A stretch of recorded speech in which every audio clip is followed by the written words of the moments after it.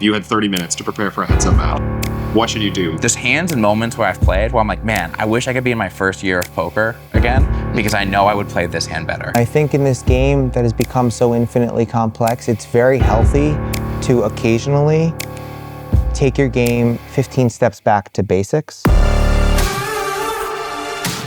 All right, guys, welcome back to the Seeking Balance podcast. We have a special episode today. We recorded this live in Vegas during the World Series of Poker with Kevin, Rabichow, and Blake Eastman. We start off talking about Kevin's new course, the Heads Up Edge. If you're interested in this course, you can use promo code BALANCE for a discount on Kevin's site. The link will be in the description. After talking about heads up and many of the simplest strategies to improve your heads up game, we get into the more general topic of edge, where it comes from, and how to maximize yours. I really enjoyed this conversation with Kevin and Blake, and I hope to do more live conversations like this in the future. And now I bring you Kevin Rabichow and Blake Eastman. In your clips there, people playing some fucking people out there. They in the streets in this class.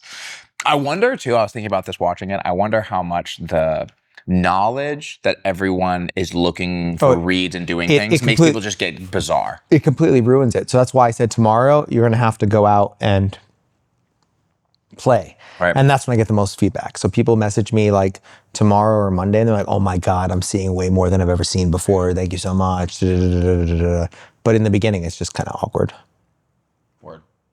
Word.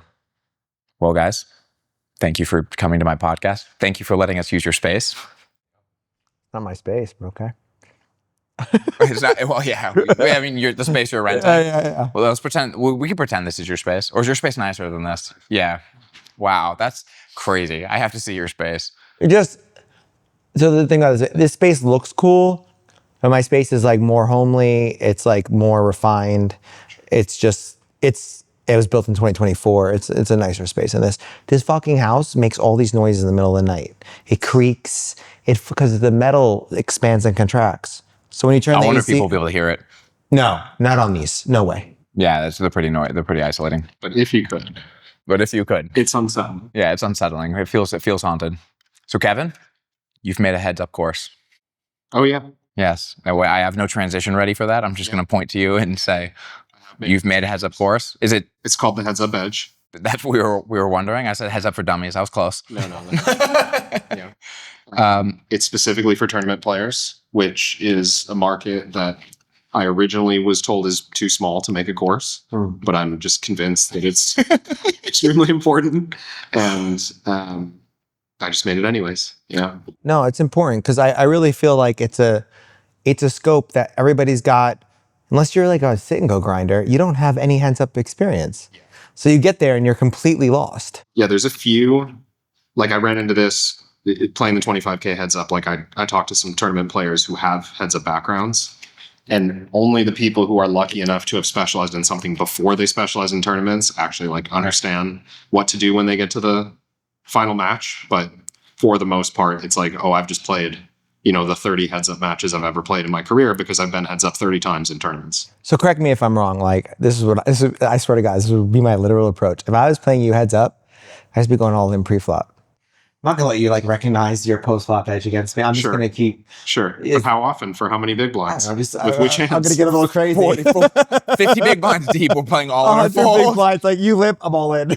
Well, so this is the idea is I'm trying to package like essential information really into a really small package. So you could, if you had 30 minutes to prepare for a heads up match. Oh, that's perfect. What should you do? Well, you should probably open the drill library. You should go to like 25 big blinds, maybe 40 big blinds, maybe 10 big blinds, and just play the trainer 10 minutes each for those 3 stack downs. That's great. That's fine. Like maybe you don't understand what's happening, but you've at least done a little bit of prep before you went to play your big heads up match, right? No, I mean, I remember earlier in my days when I was like playing sit and goes, like I didn't really understand the mechanics of anything. Like now I understand more, but back then I didn't understand the theoretical constructs behind. I just went on sit and go wizard and was like, oh, this is right. And then you just remember it.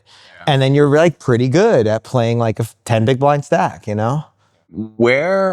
I'm curious what you would say. Where on someone's priority list of studying heads up should it be as someone who plays MTTs? Like, It was funny because this was, shout out to Patrick Leonard. There was a tweet that he put out not long ago. oh yeah. I'm forgetting, you remember the tweet? I do I'm remember. forgetting what the 5 categories were, but he was like, everyone on Twitter categorize, rank these 5 things. It's like volume, mental game, heads up play. How important is this for a tournament player? Maybe he had heads up on the mind because he was getting ready to play the 25K, but like Did he rank them? it ranked, I don't remember if he ranked them, but like consistently almost everyone put heads up as number 5. I think he agreed with like the general consensus, the top, posts or whatever. Do I think it's the most important thing for a relatively inexperienced tournament player? No, right? Is it quite valuable for people who play high volume? Yes. And if you play smaller fields, higher buy-ins, it's even more valuable. Right. Like it just, the smaller the fields you play, the more important it is to play heads up. And there's even people who play on like ring-fenced online sites who are regularly, or on Club WPT or whatever, these like smaller online networks. They play 20-person tournaments, 40-person tournaments, right? You get heads up every day when you play those. So for them, it's like, it's ridiculous, I think, not to do some work. But I think there's just a ton of tournament players who like have put it off for 10 years and they just needed to put a little bit of time into it at some point in their career. So Nice. Yeah, because I feel like when I was learning tournaments, it was kind of like my priorities were like, get a reasonable in the money percentage first. Like, just like make sure you're getting in the money. I was just progressively pushing back on the phases of the tournaments. You know what I mean? Like my in the money percentage is good. All right, cool. Now I'm pushing to like maybe early game ICM or like, you know what I mean? And just like continually progressing back. Yeah. But it is feel like heads up is that thing because it happens so rarely that it just never feels important until it really does. But it's for all the money. Right? Yeah, it's for all the money. You get there and you're like, oh, I really wish I had prepared for this. And this is what I'm kind of curious what your guess is, like actually as a part of your, let's say, edge in tournaments. Yeah. How do these balance out? Because it is something super rare. Yeah. Right? Just by the nature, especially if you're playing any kind of reasonable large field. Even if you're playing a 100-person field though, like, what I don't know what a good first like heads up match would be percentage for 100-person field, but like it is for all the money, but it's rare. Like, how do you actually think these things balance out? You know what I mean? I'm curious. Yeah, I mean, it's like I've tried to calculate it, and it's hard from historical data because there's a few things you don't know. Like the average field size creates different volatility on getting to heads up, and then it also like more valuable when you do make it to heads up in those spots. So a lot of people are going to get maybe one big spot per year where they get to play heads up in like a large field tournament where the money is really, really significant. But if you're lucky enough to end up in that spot for that, one time this year, there's a good chance you're playing for 6 figures. So like a 5% edge, which I've thrown around the number 5 to 10% as like a very achievable edge to have in an even stacked heads up match in tournament play. So if you can get a 5 to 10% edge in your like one 6-figure match that you play all year, then we're talking about $5,000 to $10,000 in EV, which is like, it may not materialize, but that's only in the big field stuff. Talk about small field stuff and it starts to matter a lot. I mean, it makes sense. What do you think about the fact that like, I feel like chop frequencies are fairly high? Well, that's kind of what I'm pushing back against. So I have 2 things on chops. One is, obviously, if you're not in a financial position to risk the amount that you have to risk in that spot, it would be better to negotiate a deal. But the other side of that is that you can't count on your opponent being willing to make a deal. And I think a lot of people, like, it's hard to think about this because until you've experienced it. But when you get to the deal-making table, you need to have some leverage, right? Like, yeah, that's interesting. Yeah. And if you're not willing to play, you're just going to get out negotiated. You hear so many stories from the old days of like tournament players just hustling deals at the end because no one's willing to play for that money and they're at a disadvantage. With some prep, both financial prep and strategic prep, you just get to that spot more prepared to be willing to say no to a chop and like actually have leverage in the negotiation. Right? That's a good point. Yeah. I mean, it also just like feel better about it if you end up playing. Well, yeah, you're just, you want to have confidence. And I'm not saying that you're necessarily going to have to play for big money. A lot of people will offer a deal, but why not be the person who is willing to get to heads up and not take a deal, right? Be the person who has like the lead position in the negotiation and say like, no, I have an edge in this match. Here to take a deal. I'm here to play for 6 figures. Yeah. Yeah, that's a good point. It's a good point. How was the creation process? Like, how did you find it? Because this is your first course you kind of put up by yourself. Yeah. Yeah. It was more than I anticipated, I'll be honest. It was, I mean, I have a high expectation of myself when it comes to like putting together comprehensive material, right? But in conflict was that the goal of making this a very short to digest course for like a tournament player. I don't want to ask people to spend 30 hours on this topic. I just don't think it makes sense. How long is it? So I wanted to make it 5 hours or less. Oh, wow. And like That's shorter than I thought. Still being edited, so I'm not 100% sure on the final run time, but I'm pretty sure it comes in under 5 hours. And then that doesn't count the like supplementary ranges, pre-flop solutions, drills. So obviously you can spend more than 5 hours on this course if you spend a lot of time in the drills and you study the pre-flop ranges, but the goal is to be able to get like a big picture overview of what's essential to good heads up in less than 5 hours. And it was hard to decide what not to include in that, right? Like I had to make decisions on how in depth to cover river play, which like is a really important part of my edge, I think, in heads up and in regular play. And like I wanted to go into a lot of detail there, but I also wanted to make it just about heads up so that the target user of this course already has their own way of playing poker. They already have some game that they're presumably good at, and they have their way of playing turns and rivers, right? So I'm not explaining from start to finish how to play turns and rivers. Just directly for heads up play, for the context of these spots, like this is what you need to know to adapt what you already understand about poker to a heads up match. How much is it? $4.99. Oh, $4.99. good. Yeah. This is a more reasonably priced. This is not a shameless plug that I planned, but this is a more reasonably priced and more compact course than I thought it was going to be. Yeah. $100 an hour. $100, yeah. Yeah. What do you think are the things that show up in like? Because obviously you coach a lot. We coach a lot together. What are the things like?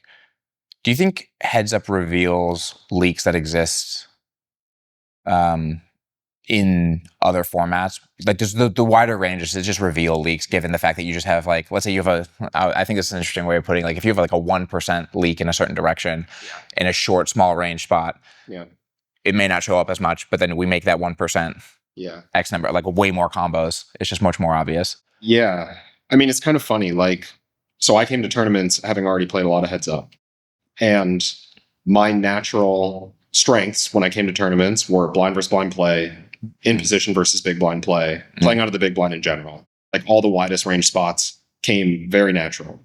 And I would say that I even just had an edge on the field without understanding tournaments really in those particular parts of the game. We play the big blind so often and you play tournaments. And these just so happen to be some of the highest impact spots in tournament play. If you look at like frequency of spots that you get dealt, this represents a huge percentage of the game, right? But then on the flip side, like tight range spots were exceptionally hard for me. A lot of work to get better at tight range spots, right? So I think for anyone who has kind of come from the opposite direction, maybe they learned six max cash, no ante, or maybe they just learned tournaments and they got good at the game in that way. They're probably playing too tight in blind versus blind spots and in position versus big blind. They're probably also undervaluing those spots. I think it's very easy speaking for myself, it's very easy to feel like the big blind is just like, I'm just trying to not lose my big blind. You know what I mean? Like, I'm just like, I post this thing, I'm defending this hand because I have the odds, but like, I'm just trying to not lose my big blind and like. Yeah. Yeah. I mean, I think if you have trouble in those wide range spots, then you will have tremendous trouble in a heads up match. And if you're someone who's just like, but there are certain tournament players, of course, who have this like savage aggression about them. A lot of like new school tournament players who just happen to do well when they play heads up because by nature they fight for every single pot. They're really interested in being right every single hand. Like they just don't take one off. And I think that a lot of players who maybe come from mass multi-tabling backgrounds who tend nittier in general, it's not necessarily a problem for their tournament hourly, but it's a big problem for heads up matches. Like if they're just used to being able to pass in spots, if they're used to being able to take one off, then it's not going to go well. And you get more feedback loops heads up. Yeah. So it's like quicker you're able to establish what kind of player you're playing against.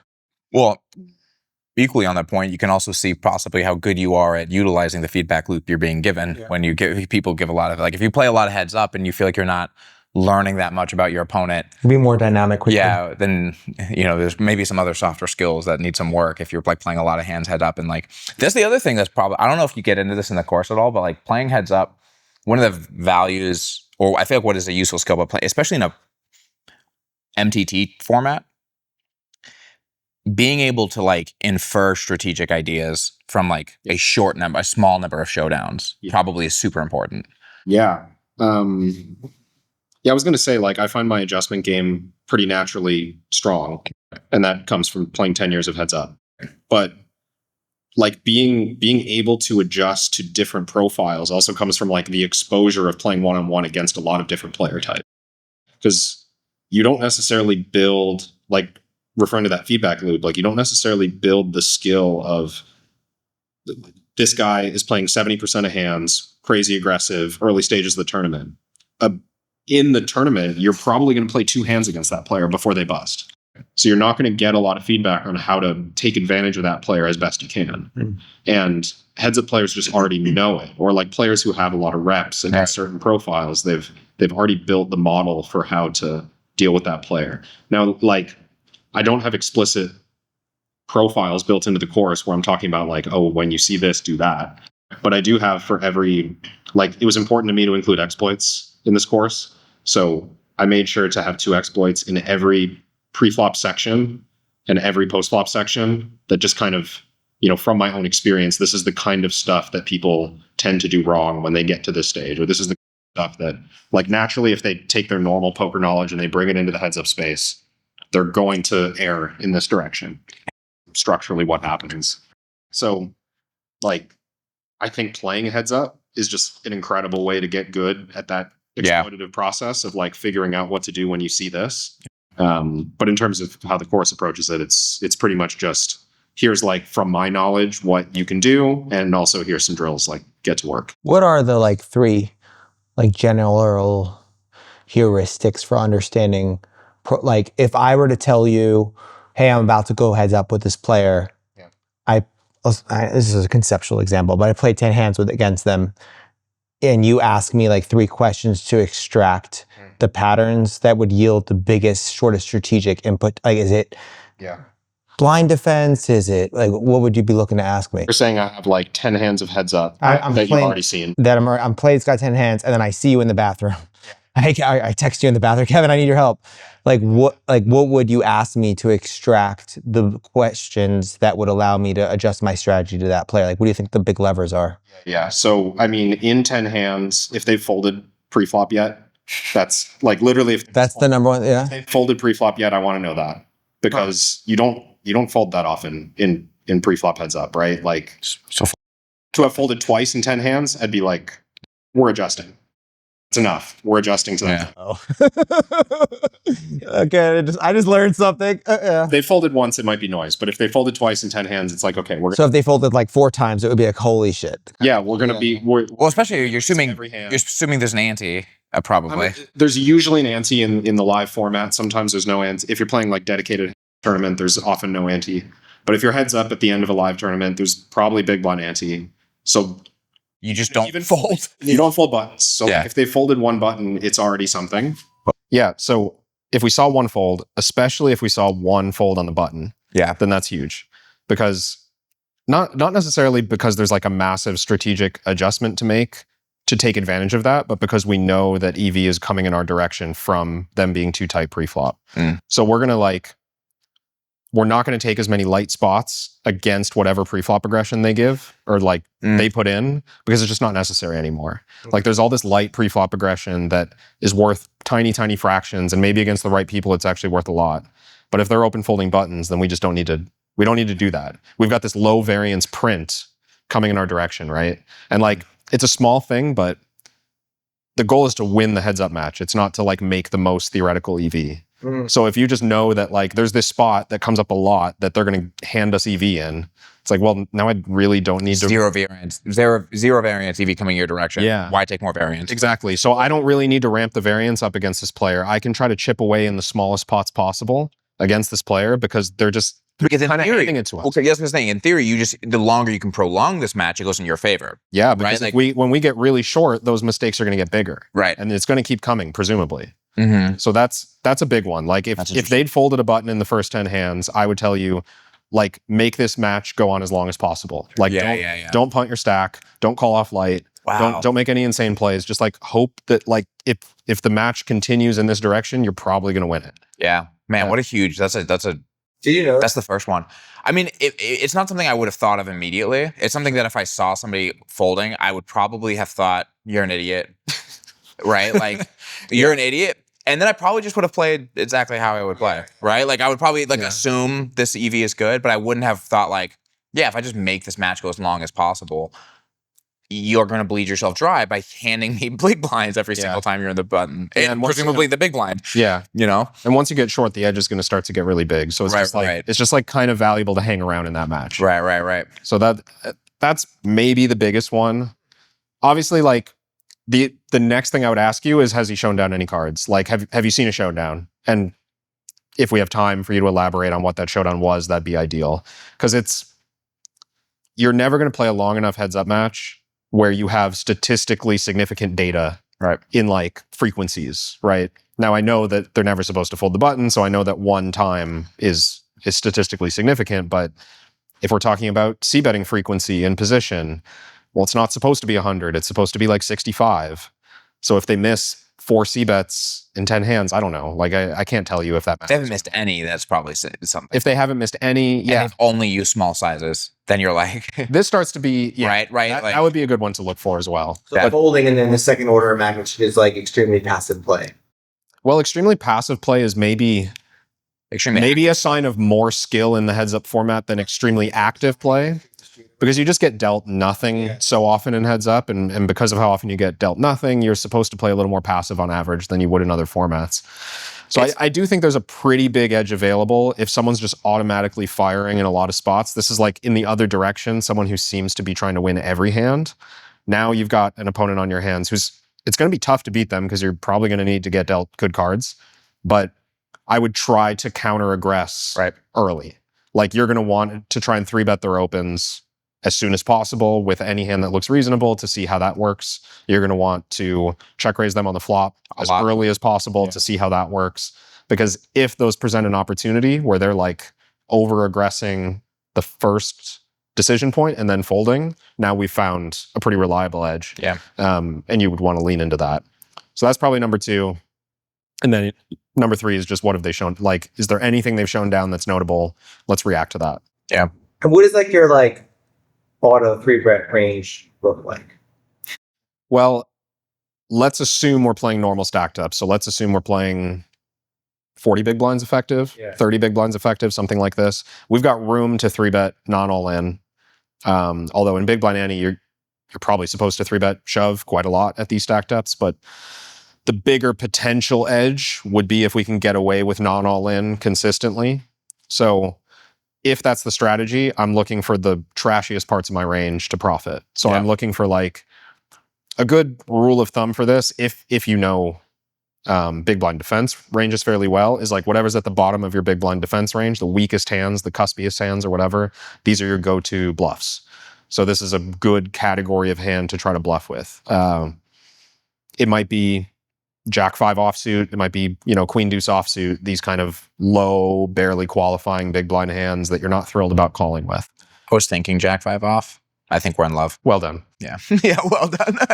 You nailed it. Yeah. You don't want to go. You don't want to go too strong. Like yeah. Tournament players, they play the big blind. They use the King 6 offsuit, the Ace Deuce offsuit. It's like, well, these are pretty good hands heads up. So it's a little too strong. Yeah. Sick. Yeah. Blake, you just finished a course. Class? No, I'm just thinking about I really don't have my heads up. Blake's like, wait, I'm trying to milk this conversation for heads I up. like a lot more questions here. I really don't know what the fuck I'm doing. You're a good stand-in for the audience. I don't know what to do anything south of 100 big blinds. That's like I'm a cat. I've played 12 live tournaments in my entire life. I was going to say, as long as you never register a tournament again, I think you'll be okay. It'll be good. Yeah, I guess it's just like way too.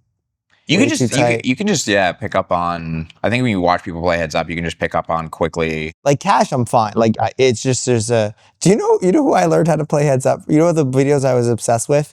That guy that got caught in that scandal, Dog Is Head or something. Oh, yeah.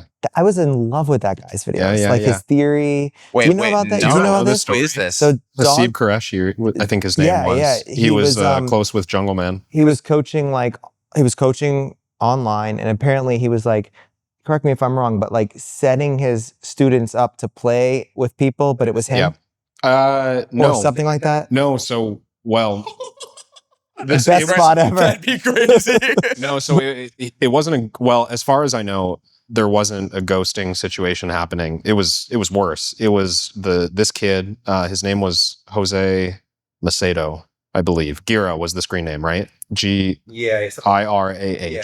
So the kid was like, yeah, they were calling him like Portuguese prodigy or something, like super talented 18, 19-year-old heads up player.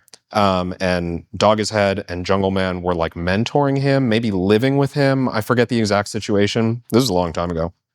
But I was in the heads up community then, and there were a number of matches that got arranged privately at that time on like Skype groups or like on 2+2 forums or whatever. It was pretty normal to just like look for action, connect with somebody. Oh, we're going to play at this time, go play. So he was playing people while calling them, so he was coaching people or like railing people. There was like this group of heads up players. They were friends, right? They would study together. They would play matches against each other, or they would sweat each other while they were playing matches. And he was getting on Skype calls with people just to rail while playing the account that they were playing against. So he was super using them. Whoa. Essentially. This guy was like, he was on like a video call, or not on a video call, on a screen share on Skype. Someone, I forget who it was, who was like the victims or whatever, but a number of players, I think, lost up to, I want to say the number was $30,000, playing like 5-10 or 10-20 heads up matches against unknown accounts, against like fish. And those unknown accounts were him? Gira. Yeah. Oh, we're Gira. Gira, yeah. Oh, so not Dog Is Head. So that's where it got like, that's where the story gets a little unsure. Like we're not exactly 100% if Dog Is Head was involved, if Jungle Man was involved. They like claimed Obviously. they were not, and it was just this kid like scamming people essentially. But they were also super close to him and like hyping him up, and it was a whole thing. Yeah. Wow, that is crazy. Like his theory videos on Deuce's Crack were amazing. That was like my extent. That's all the heads up stuff I did was back in the day. Tell me if you agree with this for like a heads up, because this is like generally when I don't play heads up in tournaments a ton because I suck at them, but like I play fairly often in cash. Yeah. Because like I'll be like, you know, even when I was playing on Ignition or even now I'm playing Club WPT Yeah. and I feel like you can extract a lot of strategic knowledge from looking at a hand that someone shows down with. It's particularly bluffs, and being like, how would you categorize this hand? And like how many hands fit that category? And if there's a lot of them, you're just like way over bluffing this spot, you know? Yeah. Like it's just so easy to look at a hand and be like, and especially if hands start getting into like any kind of potential showdown value and yet they're being fired as bluffs, then it's like that's like that's like a big tell. Like that's the most telling part. Like it's hard, obviously. Let's say someone just bluffs the river with a misgut shot and it had no showdown value. Yeah, sure. They're supposed to bluff with that hand sometimes, presumably, and they're going to have a lot of those. And what you're really looking for, if you're playing online with a site that shows muck cards, what you're really looking for is the opposite. You're looking for them to not bluff those hands. That's like the big piece of information that would say like, oh, they're actually playing this spot well. Right. Because they're not automatically bluffing every time they have this hand. And sometimes you should see in these spots, it's hard because they're usually in position and not out of position. Right. So it's hard to like, if you can't see the muck cards, it's hard to know if someone's like correctly giving up enough air. But if you could somehow know that they've given up air in a spot where they're supposed to give up some air, it's like, oh, credit to you, you're actually playing heads up reasonably well. Whereas if they just consistently bluff every time they have no showdown value, it's going to take you a while to learn that. Like you're going to have to see time and time again, they always bluff, always bluff, always bluff. But to your point about bluffing with too much showdown value, if Yeah. we just one time see them bluff with a hand that's obviously too high in range, Yeah. then we've learned a ton about them. And Yeah. we just know that they're not willing to give up pots, or they like don't see the game in this way. Yeah. I mean, the example that comes to mind is let's say the flop is like, I don't know, like ace 8 or let's just say it's like king 8-2 and a single raise pot and it gets checked back. And then we just start seeing like out of position, start probing a bunch of queen high hands. Right. We're just like, okay, you're just going insane. Like you just have, like if you ever show up, if you probe turn and follow through on river with any queen high for the most part, Yeah. we're just like, oh, you're just go you're in. just bluffing everything. Like Yeah, you're just bluffing. Yeah. Yeah. So we just stop folding in this. Yeah, we just stopped folding. And this is what I'm curious about, because you're talking about these like mixed showdown hands. How much do I sit you down with somebody new, right? Yeah. You've never played with them. Yeah. What are you using? I think the answer to this is somewhat obvious, but like, are you using some assumptions about how you just kind of know people view heads up spots and playing more exploitatively out the gate?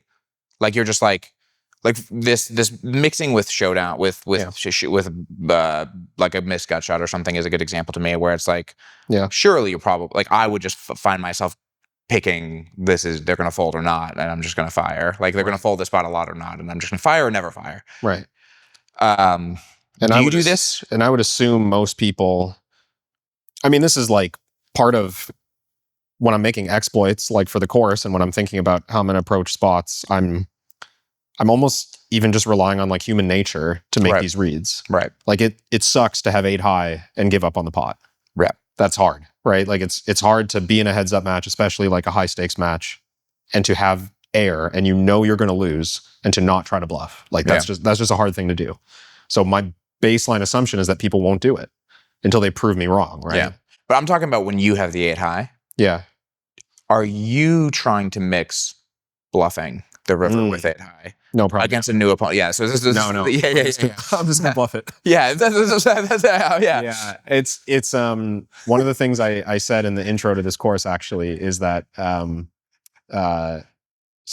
Do as I say, not as I do? Or? No. I'm just kidding. no, like because ranges are wide, like naturally ranges are wide, right? So 2 things happen. One is that it's very easy to bluff too much because you're just going to get dealt air a lot. You're going to get dealt hands that looks like a bluff a lot, so you're going to bluff too much. Right. The other thing that happens is it's easy to fold too much Right. because you're going to get dealt hands that look like folds all the time. You're going to have weak hands all the time, so you're probably going to fold too much. So all players are kind of operating in this funny way where they often bluff and fold too much, and the bluffing just works. Yeah. And I'm going to do the same, except not the folding part. Yeah. Like I'm going to keep bluffing too much. That's fine. Yeah. Because most people are going to fold too much. But I'm going to do my best to not fold too much. So my question though, this is an interesting thing about the people fold too much, because I also feel like you can kind of quickly, when you're playing heads up against somebody, realize like, oh, you're the kind of person though who thinks every hand is good heads up. Mm, Do you know this player type? Sure. Where it's like, it's heads up, it's hard to get a pair. sure. Yeah, right. Like, Which is true. they're just calling down every triple barrel with a pair. Yeah, Or like they're just, like, I think where it happens the worst is in big pots. So people come into heads up with this idea like, oh, top pair is the nuts, like, and I have to fast play it every hand everywhere. Yeah. Or, it's hard to make a pair, so I have a pair I call.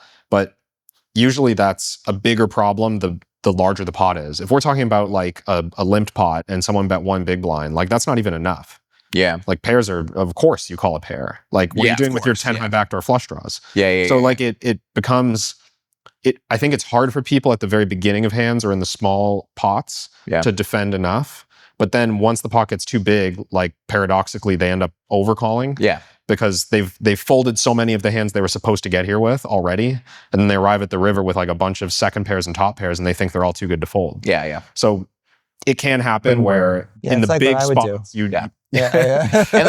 So this is my point about the 8 high give up though, where like there's some spots where I find myself feeling like I actually just do not trust this person to find any folds. I just do not find. Yeah, it could be. I just want to give some. I don't. We've got people. We don't want everyone out there firing their third. That's fair. Third bluff on the river. That's fair. You if you 2x potted the turn and then a flush completed on the river, like you might want to shut that one down. Yeah. There's some nuance to it, obviously. Yeah. But there are spots where people are just going to arrive at the river and it's like, oh, the bottom of your range is top pair now. Right. But So yeah, you probably don't want to bluff in that spot. Yeah. But I think those are relatively rare. And if the rule of thumb is just like go after the small ones and like take caution in the big ones, I think Sure. Yeah. And then it's an interesting point though, because even what you just said, that's a better heuristic to use. That was like where too much of their range is too good. Yeah. It doesn't even have to be, because you might just be facing a nit prior to the river. Yeah. And then just get to the river and this heuristic holds. Where it's like not that much money has gone in, but you have deemed this person a nit, and now you're on the river having bet twice. Yeah. Let's just not fire this third one. Like, Yeah. Absolute. I rely a lot on how people view absolute hand strengths. Yeah, you go. If that's that. Which fits That's the what- category of hands thing, right? Like how do you match this category of hand into something? It's hard for people to just like come to terms with folding 2-pair Yeah. in any spot in heads up. Yeah. Almost regardless of what got us here and what the board looks like. You just like have a 2-pair hand, and in the back of your mind, it's like, well, I'm playing heads up and I have 2-pair. Yeah. So people lose context of what happened in the hand. Of course, there are spots. Unless you're Alec Fox and against Martirosian and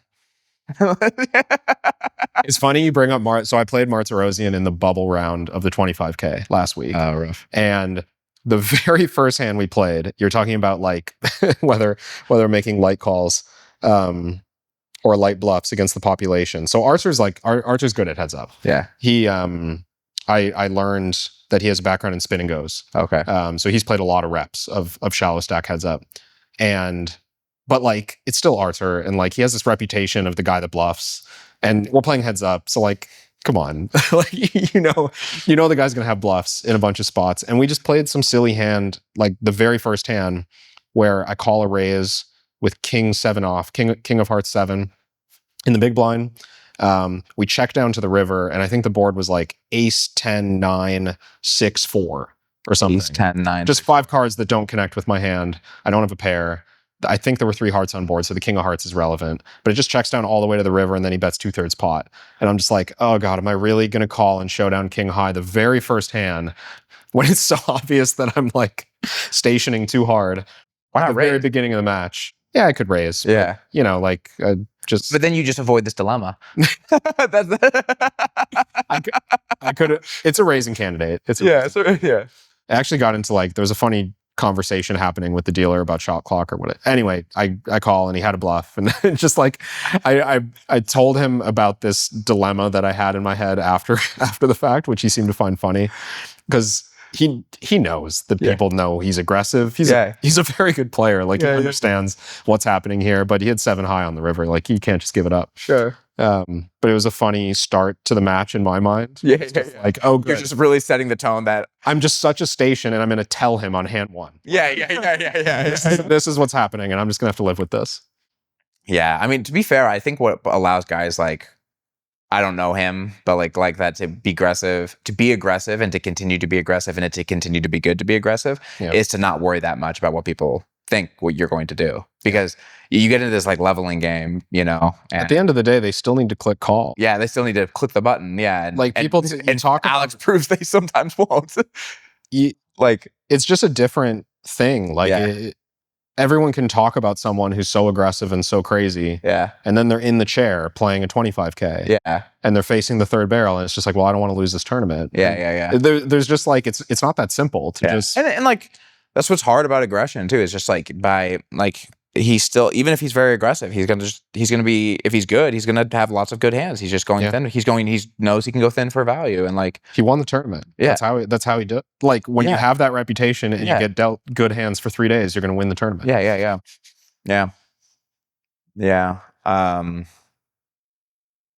I have no further questions on heads up, Blake. I don't know if you want to keep talking about heads up.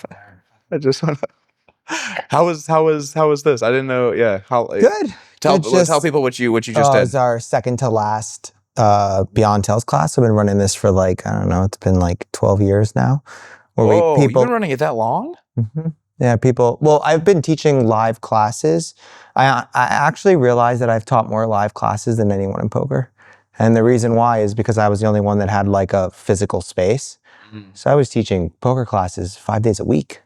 Who else does live classes in poker? No one, really. It's rare, right? But I started doing this in, this was 18 years ago. And I was doing that every week. And those were just more like, and I taught like fundamentals classes and like all cash, never tournaments. Were those interactive like this, or were they more like lecture style? We had a class called Profitable No Limit Hold'em. It was a 3-day class. This was like just solid ABC mechanics. And then post Black Friday, a lot of online players were coming to me because they're like, I don't know what the fuck is going on in these live games. And I'd have to like live range versus online, 2 different things. Like the sophistication, there's like a lot of projection of people thinking that people are good and they're not, like that kind of thing. And then we started the Beyond Tells studies, and then I did the Beyond Tells classes. I think this is like I'm like hundreds of live classes, but probably like my 30 something Beyond Tells live class, where players come in, we record them from multiple angles, break down their behavior, discuss all that stuff. This was this was the first weekend I've ever done tournaments. Oh, nice. I've done tournament classes with Foxen. He does the theory and I do the tell stuff. But this is the first 3-day class on tournaments. We had them play sit and go for the entire first day, and then we broke it down. Nice. And then they played another sit and go at the end. Oh, nice. Was it like, what's the biggest difference with the tournament group compared to what you're usually doing in a cash group? Mechanically, I don't really know what I'm talking about in tournament groups. So I'm like, don't ask me anything about like if this was the right shove or not. I think tournaments are disproportionately, tells are disproportionately more valuable in tournaments than they are in cash games. The problem is there's just so many floating and uncertainties in tournaments that there needs to be more thinking you need to do in a tournament than you do in a cash.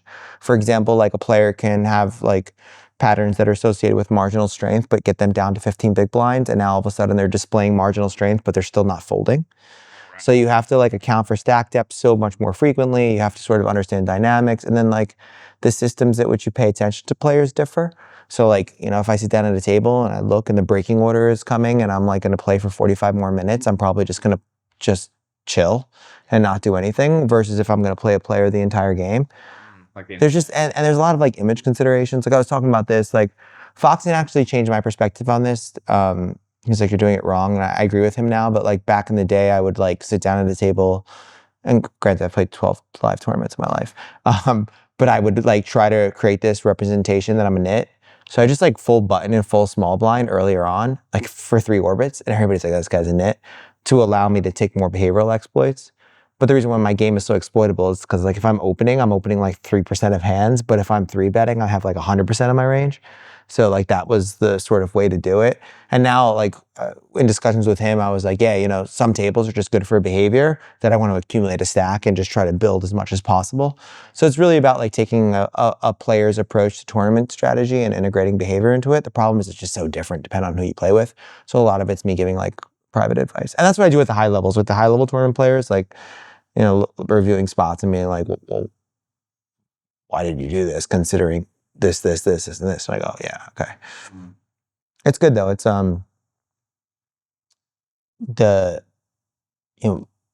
poker is a game of incomplete information, and it's rare you get complete information. And in my classes, I have full information. Yeah. So I have all the context of what everybody's done in their career. I have an understanding of their thought process. I know what every single card they have, and I know what every behavior is. So you can't lie. And like the beautiful thing is, then you're like, well, I think he's wide. I'm like, well, how? Why do you think that? And you sort of challenge their assumptions, and it's good.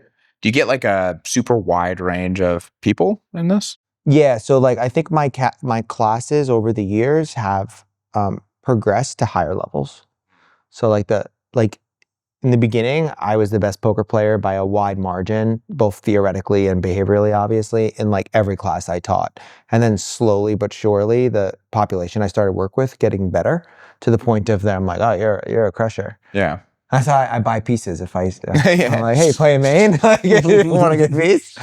But yeah, most of my work privately is with tournament players right now, so I know what's going on. But like, I know what's going on in like the training fields. Not in like these other events, you know? Yeah, I'm curious.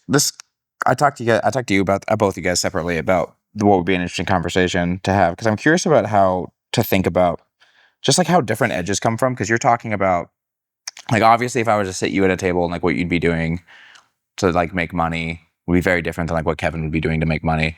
I don't know if this is weirdly related to this, but I don't know if you've had this thought. I think I've mentioned this to you before, but there's like times in my life where like there's hands and moments where I've played where I'm like, man, I wish I could be in my first year of poker again because I know I would play this hand better.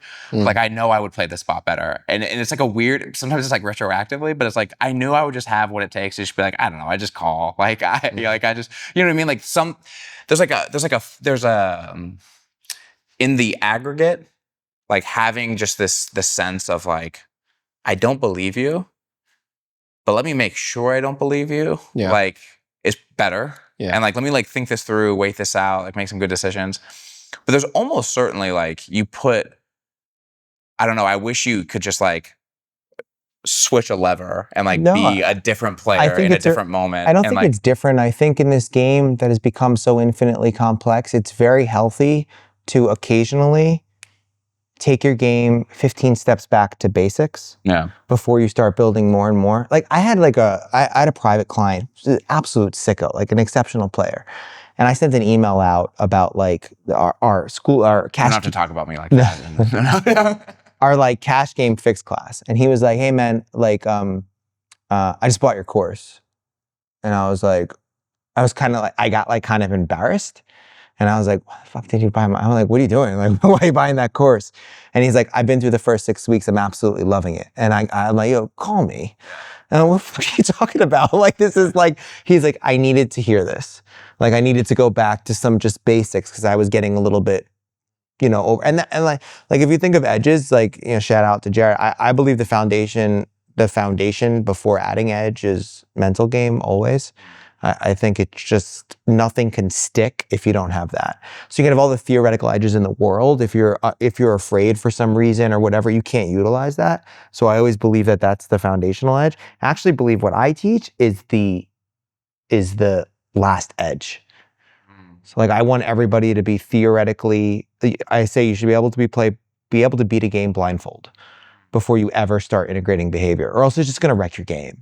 And then you just see people like take the stuff that I teach and just turn it into arguments for why I called him that. Oh, he's shaking his head a little bit more than normal. Well, I never fucking said that. Like I never said shaking your head is an indication of, so like until you can confront your own cognitive biases, see that how you, like it's hard. And I think that's the biggest problem in poker education is people just, it's a massive landscape out there. And that's how we were competitive. It's a massive landscape and people just like, oh, this will be cool. And then, like, no, there's an order that makes sense for you and where you're at in your game. And that order and progression is incredibly important. So how do you deal with that though, with a class where you feel like you get so many like different people? Because it's only like 8 people. So I'm able to do, and like, it's kind of like embarrassed, like where you're sitting right in this couch, like it's kind of, and I try to create a space where I'm like, I don't want to be a dick, but you can do that, you can't do that. You can do that, you can't do that. Like you are allowed, you're not allowed. Like, you know what I mean? Like, but we sort of think of it, I have this model like ROSI, it stands for like resources, objective, strategy, implementation. Like before I work with any player, I want to understand their resources, both financial, cognitive, memory, all that stuff. Then I want to understand what their objectives are. And then I want to craft the strategy that is based on those two things. Now, sometimes people's resources and objectives, no. Like you get these kids like, you know, I want to be the best. I want to be the best player. I've got a 5K bankroll. That's all I have to make it work. I'm going to play 2-5. I'm like, whoa. Right? And then that's the problem with poker education is that you go online and you look at 3-bet charts and then you don't, you know, the 3-bet charts don't take into account that you only have 10 buy-ins. Right? So it's like poker is this beautiful game of like interconnected concepts at a level that people don't understand. And I think sometimes what happens also with really good theoretical, like very strong players is they forget that journey. So that the way they teach is it's to max EV, it's not to max the circumstance for what's going on. It's kind of like we were talking about that, like it's very hard. We were talking about like bubble dynamics, right? And like reinforcing like manipulation. So I told a story of like on the main event bubble, I'm sitting next to this player and it was like 3 hours away from the bubble, right? I'm sitting, I got a player to my left. He's wearing like a golf t-shirt and he's like, you know, an older gentleman. And we start talking and he's like, I'm like, oh, you excited? Like, you know, and I start reinforcing to him that you're about to cash your first main event. I was like, dude, you're 3 hours away from cashing your first main event. Everybody at home is going to love it. And he's like, you know what? You're right. And I just keep reinforcing. I'm all in. And that's what happened. Every open, fold. I mean, the guy just shut down for 3 hours because reinforcing that. That's a lot different than sitting next to somebody who's played an entire schedule and is like playing to win. And the truth is, I think most tournament players do not play to win. Like that's something in our higher thing. Yes, they are. But the average person is playing to cash. You hear it in their language when they sort of discuss their results. And they're like, somebody, I didn't mean to be rude, but he said to me something like, I played like 28 events last year and I cashed in 14. And I was like, "Okay, did you win any?" And he's like, no. I was like, that's not a good thing. That means you're playing poker to cash in tournaments and your hourly rate, much better in cash games if you do that. So I just feel like, You keep min cashing in half of your tournaments, though. You'll do pretty well. well, if you play Tritons, you'll do good on the actual, like how much money you've won. And I think that's the weirdest thing about tournaments is, and weirdest thing about poker is, you don't know people's results. Yeah. I can go blast off right now and spend $6 million next year playing Triton events, and I can, make 1.1 million, and it's gonna say Blake Eastman, 1.3 million. It's kind of this weird world. And then I think the more you work into it, you sort of understand that like, oh wow, this person actually has a large percent of themselves in $1 million event. And this person has 3%, and this person has this. It's just an interesting world. But I think really knowing what, you shouldn't be collecting edges. You should be collecting edges in the order that best serves your game and the direction and objectives that you're going in. Yeah, and I think one thing I have to say though, before I say the second thing that I have to say is the first thing you said, people don't play for wins or they don't play for cashes. I think still most tournament players, they don't play for any of that anyway. Everyone's still trying to play to be like respected and loved. And yeah, like that's really why totally. everyone's playing. Yeah. And on that point, like this happened to me. So like I played like one of my third live tournament ever was the 5K 6 max, right? And I'm sitting at the table and I was literally like, my legs were shaking. Like I was like really nervous. And I was like, I'm in pots that are bigger than what's up top. Like what is going on? Yeah. And I realized that it was like my first time, like in 2016, like Beyond Tells was starting to become known. And I didn't want anybody to be like, oh, I play with the Beyond Tells guy and he's fucking terrible. Yeah. So I was trying to like play what I perceived to be good poker, like, and the reality is that like I was like, what am I doing? Like I want to be outside of the distribution. And I remember that the example was like, I come from cash where you like, and like bigger stakes cash games, sometimes 3x raises, no, it's like 5 to 7, so like it's just really crazy.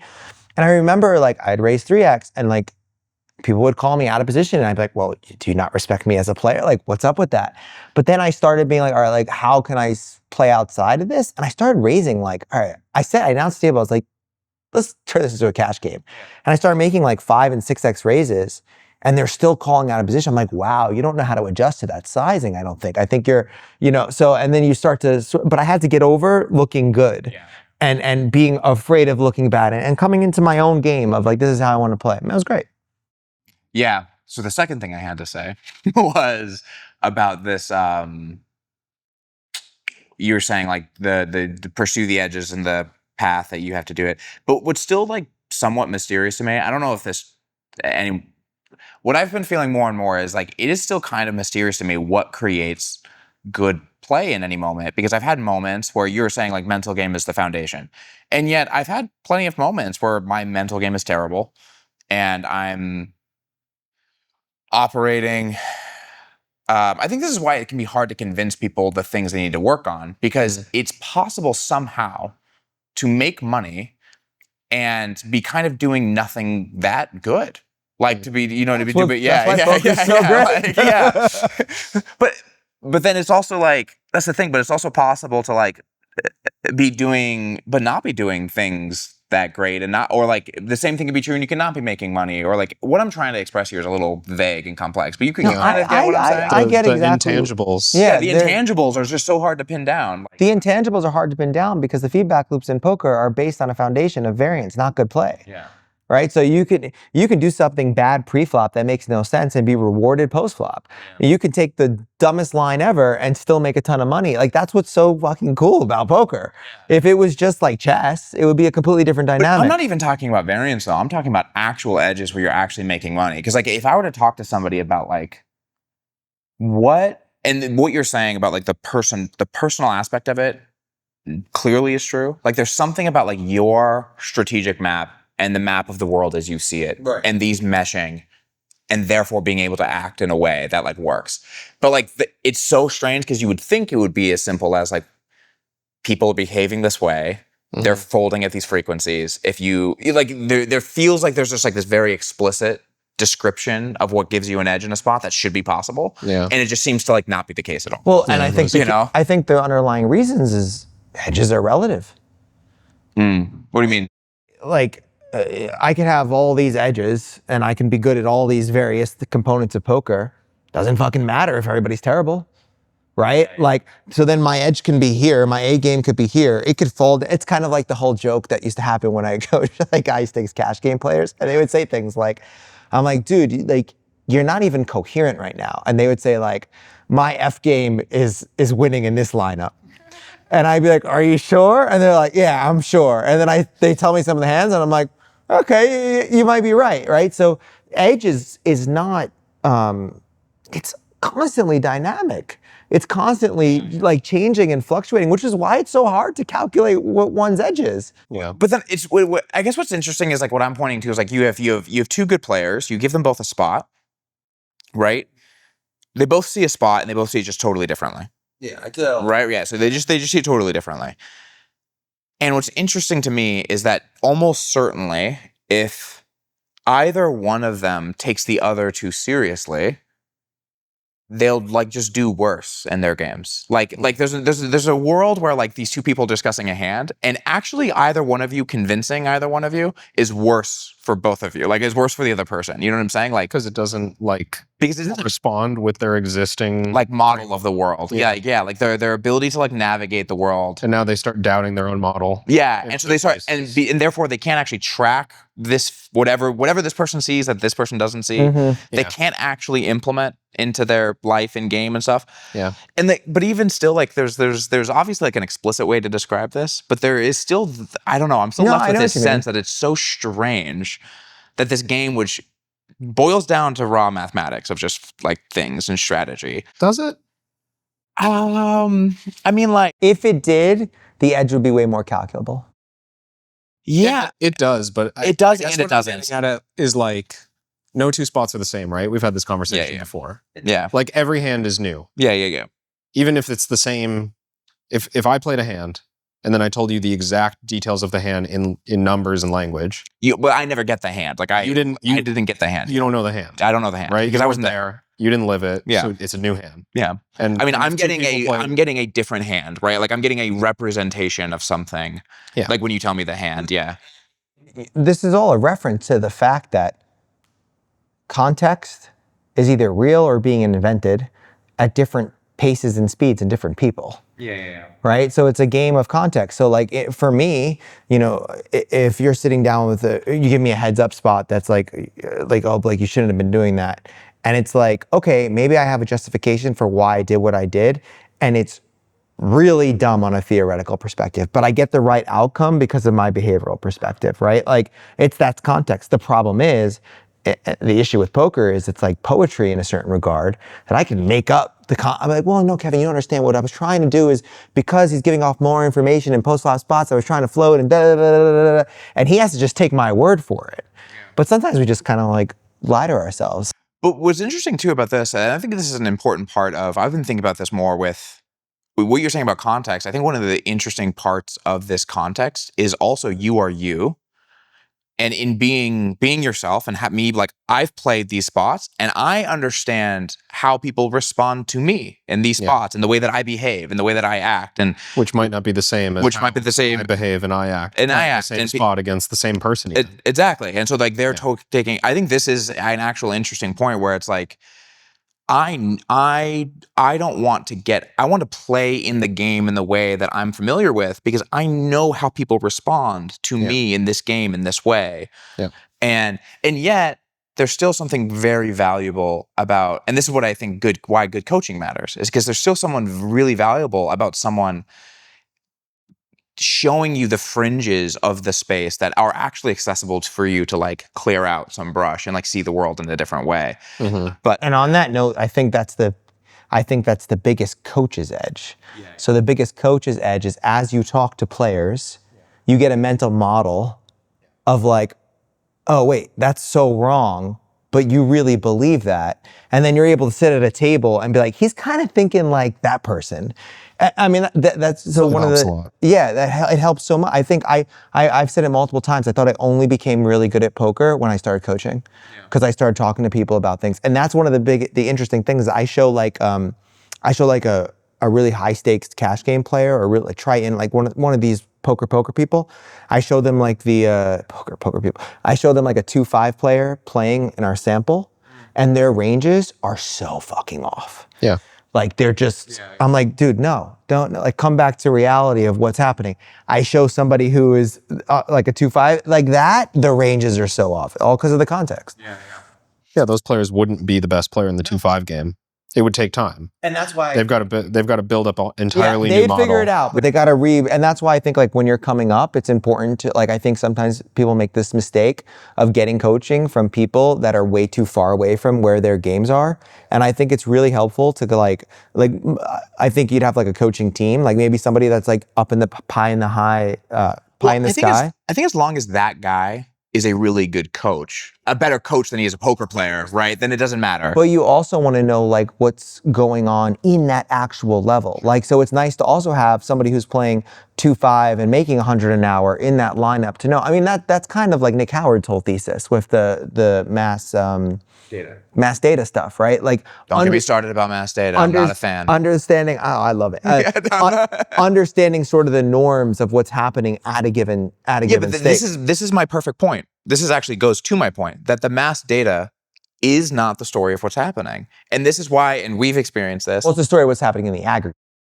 But the number of people who I've worked with who have relied on mass data for edges and pools, just honestly, their ability to like move into different games and then play poker. No, and that's fair. Is unbelievably But the low. foundation should be there so that you're able to extract heuristics the same way you extract heuristics from a solver in order to sort of, like, it's kind of like this. Like, I remember in some of the 5-10s games we were playing, like from a behavioral perspective, there'd be players that we call it thought spiking.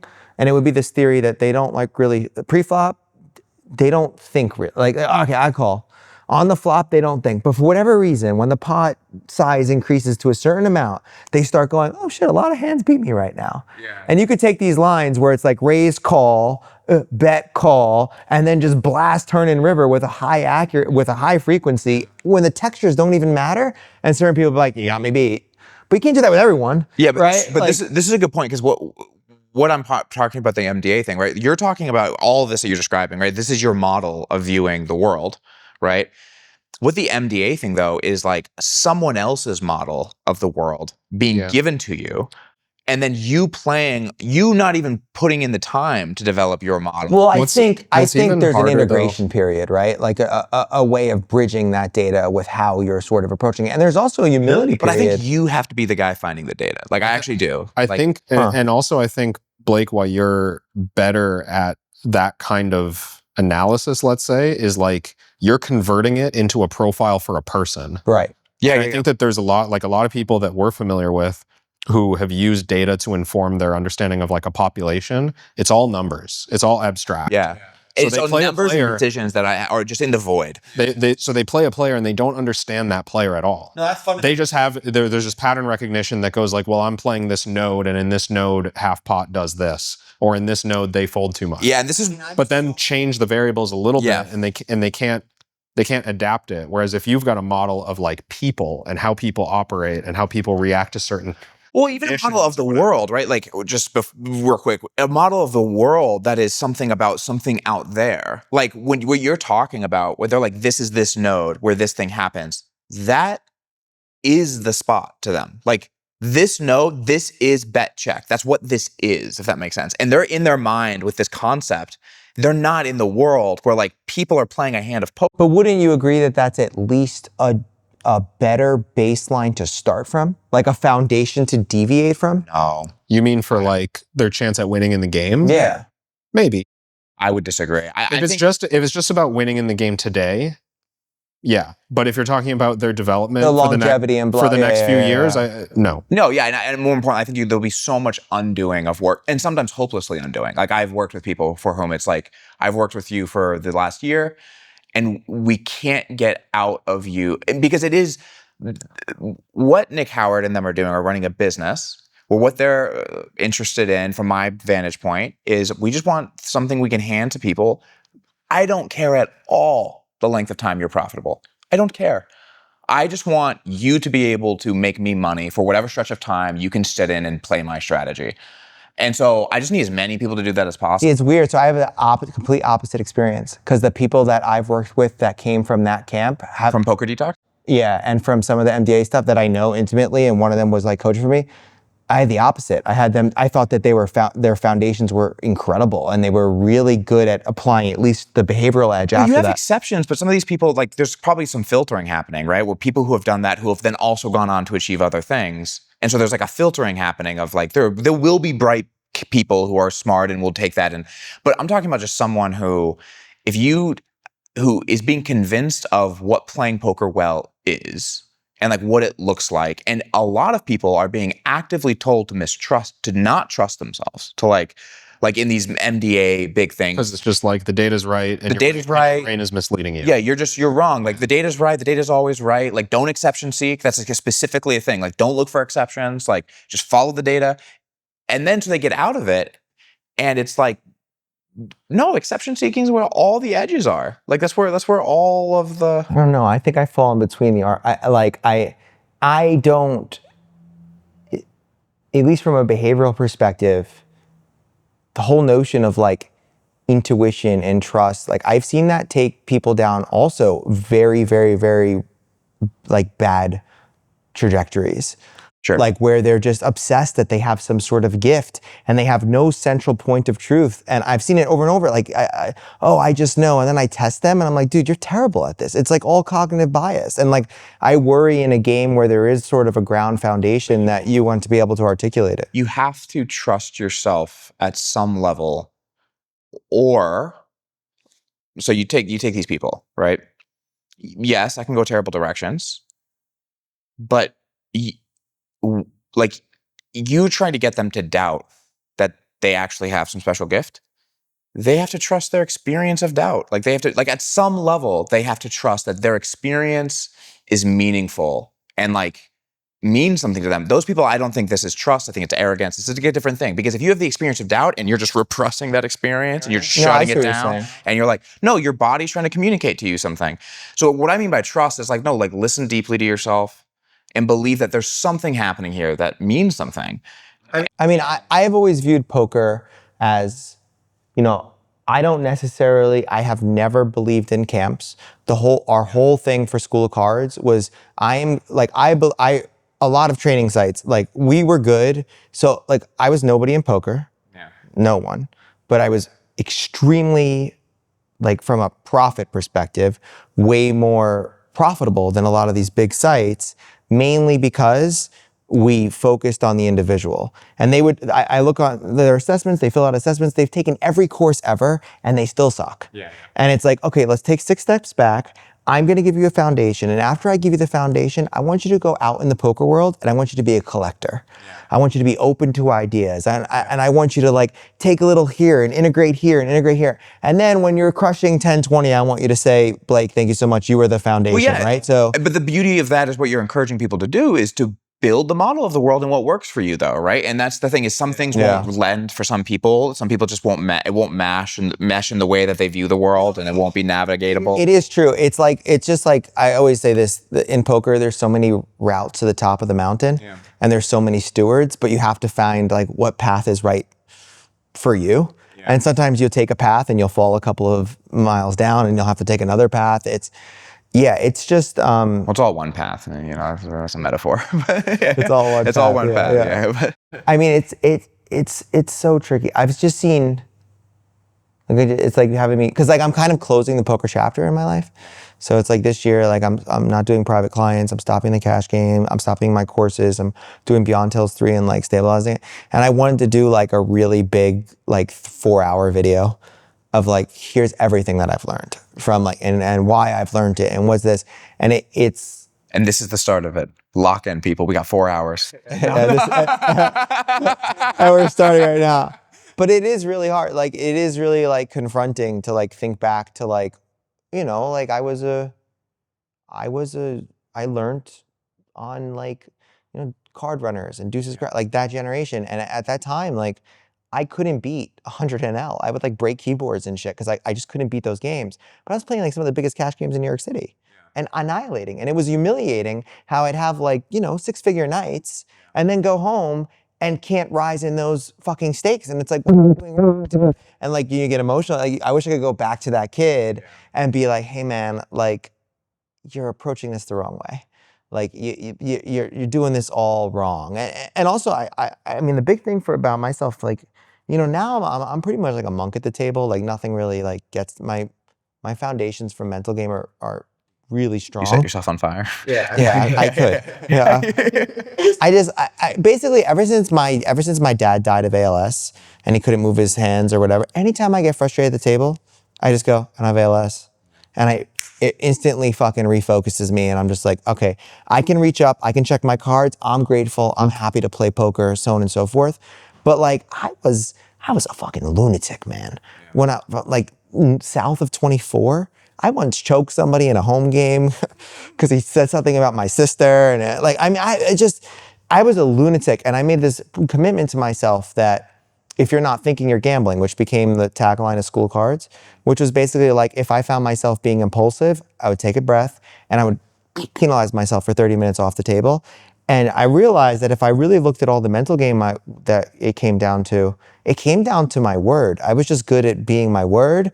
I wasn't good at like not getting pissed off at a poker table, but I was good at saying like, nope, this is and if I didn't come up with that stupid fucking thing and I like edited all the PNGs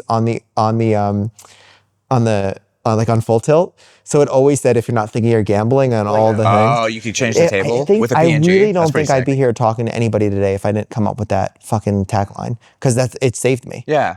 I mean, this speaks to the same thing though, about like where, the whole thing about the model of the world, I think maps to everybody, because like what you mean, that means something specific to you. Like if you're not thinking, you're gambling, that has all of this like rich experience and meaning and the context. Right. Like the ALS thing, people go, oh, that sucks. Doesn't mean shit to them. I was picking up my father dying. I was doing all that stuff. So I just think that, listen, this goes back to people want stewardship. Yeah. Like most people are not at a core foundation leaders themselves, right? They follow. And I think there's no difference in poker. You find someone and you follow them and then you follow another person until you get to the point of where you become leader. And I always thought that like one of the best things that I saw in the top players was that they had an insane level of confidence on table and then a little bit of lack of confidence off it. So like when they're on the table, like I'm the fucking best player here, da-da-da-da-da-da-da. But then they get off the table and they immediately go to solves and they're checking like, was that right? And it allows them the confidence to move forward, but then that self-reflection to get better, It's kind of would be a cool podcast to have like a 3-hour conversation with somebody about like their real journey as a player. Yeah. You should do that. Yeah, maybe. like the journey. The journey. You know what I mean? Yeah, I mean, I think it would get, my honest opinion is probably get kind of repetitive, because I think a lot of people have there's obviously always nuanced things, but I do think everyone has some version, a lot of versions of what you're talking about. I think people also don't, like, you hear people's poker stories and some of them is like, I put $50 in party poker and it was, and I ran it up to $250,000. But like, I remember, I don't know who it was. Maybe you guys know. Like, I remember, I think it was like in Card Player. Remember Card Player? Is that still around? Card Player magazine. Like, I was on the 7 train in New York City reading Card Player magazine. And there was this tournament pro that was like, I made a commitment to myself that I was done with poker. I was going to get a job in finance. This is not the game for me. But then won like $3 million in a WPT. I don't know who it was. But like, we're hoping that's those students' journeys. It's just like, and also like think about it. Like there's all this like survivorship bias in poker too. Like how many people out there are just here today because that one hand went well, and that would have been the tipping point to which they. So there's like this. It's so beautiful, right? Like it's the luck. Or if someone else didn't put the parents on them, or they went to school with this person and that's how they got better and all that stuff. Yeah, I mean that's just how life works, Like I know, that's just like life. Like all life at some level really is just good luck. Like, and Yeah, people, especially in America, don't like that expression because it's like, no, I did it. It was all me. It was, but like, It's so fucking, I hate that shit. Yeah. It's so fucking dumb. People just don't, like, oh, I worked hard. Da, da, da. I'm like, you're not getting shot at every morning from 6. You grew up in a family with love and da da da da. I mean, even if you did though, like you also, like, you grew up in a horrible home. Like I did not grow up in a good home in many ways, and like, but like I was lucky in other ways. That without those I wouldn't be here. And like you just have people who, it doesn't matter what thing it is. You just like, one of my favorite lines. Tim Minchin gives a what is it called where they go to colleges and they give them like a Commencement speech. commencement speech? Yeah, Tim Minchin. I don't know if you know that is. He's like a comedian. But he gives a commencement speech, and it's one of the best. I'll have to send it to you guys because it's so good. But one of my favorite lines in it is like, "You didn't pull yourself up from your bootstraps; they're not even your boots."